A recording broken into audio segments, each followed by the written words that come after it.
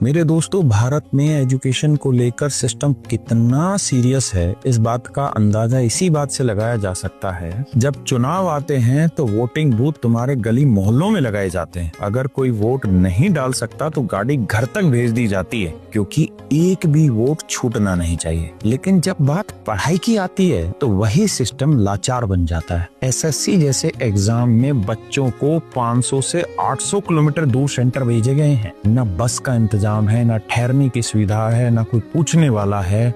जाना है तो जाओ, नहीं तो भाड़ में मरो, तुम्हारी किस्मत। और अगर कोई छात्र संघर्ष करता हुआ उधार लेकर या जोखिम उठाकर एग्जाम सेंटर पर पहुंच भी गया तो भी ये भरोसा नहीं होता कि एग्जाम होगा भी कि नहीं। कभी सर्वर डाउन, कभी बायोमेट्रिक फेल, कहीं पेपर ही रद्द है, कभी कंप्यूटर का इश्यू। शिक्षा इस देश में हमेशा ही आखिरी पायदान पर रही है, और जो इस सिस्टम की खामियों पर सवाल उठाते हैं उन्हें मिलता है लाठी, गिरफ्तारी, डंडे, थप्पड़। और सबसे दुख की बात जानते हैं क्या है? ये जो टीचर हैं ये कोई आम लोग नहीं है। ये वही टीचर हैं जिनकी क्लास में बैठकर किसी ने सेना की वर्दी पहनी होगी, कोई अधिकारी बना होगा, कोई डॉक्टर बना होगा, कोई पुलिस बना होगा, कोई जज बना होगा। और आज वही शिक्षक सड़कों पर खड़े हैं, न्याय की उम्मीद में, एक बेहतर सिस्टम की मांग में, और बदले में मिल रही है तो सिर्फ लाठियां। देश तब तक तरक्की नहीं करेगा जब तक पढ़ाई सिर्फ एक औपचारिकता बनी रहेगी, जब तक छात्र बस आंकड़ों में गिने जाएंगे, इंसानों में नहीं। जो आज विरोध में हैं,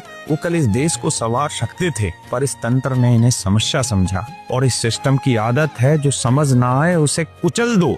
तो इस बार वोट देने से पहले ये जरूर सोच लेना, जब तुम्हें पढ़ाई की जरूरत सबसे ज्यादा थी तब तुम्हारी सरकार कहाँ थी। जो बड़े बड़े शिक्षाविद हैं, जो बड़े बड़े अधिकारी हैं, जो बड़े बड़े नेता हैं, जो चुप हैं, वो भी उतने ही बड़े जिम्मेदार हैं जितने गुनहगार। और मैं आप सब लोगों से भी हाथ जोड़कर रिक्वेस्ट करता हूँ जिनके बच्चे सरकारी नौकरी की तैयारी नहीं भी कर रहे, अगर इस तरह से सरकारी नौकर बनेंगे तो वो कभी भी सरकार का नौकर नहीं रहेगा, न ही आपका रहेगा। तो अगर आपके बच्चे तैयारी नहीं करते हैं, आप बिजनेसमैन हैं, तब भी आपसे उम्मीद करता हूँ कि ऐसी चीजों पर आप हमें समर्थन देंगे, हमारी आवाज का हिस्सा बनेंगे, क्योंकि हम चाहते हैं कि ये हमारी समस्या नहीं, देश के सभी युवाओं की समस्या। और इस बात को आप जान